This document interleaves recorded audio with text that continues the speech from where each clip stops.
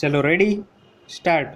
આ કામના રિવિઝન કરનાર અરજદાર ડેશ પતિ કાઉન્સમાં મૂળ સામાવાળા કાઉન્સ પૂરો સામે સામાવાળા ડેશ પત્ની કાઉન્સમાં મૂળ અરજદાર કાઉન્સ પૂરો પોતાનું તથા સગીર સંતાનોનું માસિક ભરણ પોષણ મેળવવા માટે લાલપુરના judicial magistrate first class Shri સમક્ષ ફોજદારી પરચુરણ અરજી નંબર 16/2006 થી દાખલ કરેલ, જે અરજી ચાલી જતા લાલપુરના જ્યુડિશિયલ મેજિસ્ટ્રેટ ફર્સ્ટ ક્લાસ શ્રીનાએ આ રિવિઝન અરજીના અરજદાર ડેશ પતિએ સામાવાળા ડેશ પત્નીને માસિક ₹1200 તથા દરેક સંતાનને માસિક ₹750 એમ કુલ ₹2700 અરજીની તારીખથી નિયમિત ચૂકવવા તેવો અરજદાર ડેશ પતિ સામે અને સામાવાળા ડેશ પત્નીની તરફેણમાં તારીખ 10-7-2008ના રોજ હુકમ કરેલો।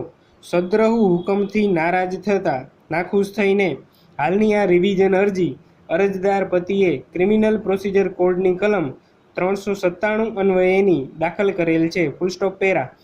અરજદારની રિવિઝન અરજીના એવા કારણો છે કે નીચેની કોર્ટનો હુકમ કાયદાના પ્રસ્થાપિત સિદ્ધાંતો વિરુદ્ધનો અને ભૂલ ભરેલો છે, નીચેની અદાલતે ભરણ પોષણની રકમનો હુકમ કોઈ જ આધાર પુરાવા વગર કરેલ છે, તેથી કાયદા અને હકીકતની દ્રષ્ટિએ ભૂલ કરે છે, અરજદારના કહેવા પ્રમાણે સામાવાળા ઘરેથી નીકળેલ ત્યારે સાથે દૂધ આપતી ભેંસ લઈ ગયેલા, જે ભેંસ દરરોજનું 8 થી 10 લીટર દૂધ આપે છે અને આ વાતનો સામાવાળાએ ઇનકાર કરેલ ન હોય ત્યારે દૂધમાંથી મળતી આવક નીચેની કોર્ટે ધ્યાને લેવી જોઈએ, જે નહીં કરી કાયદા તથા હકીકતની દ્રષ્ટિએ નીચેની કોર્ટે ભૂલ કરેલ છે।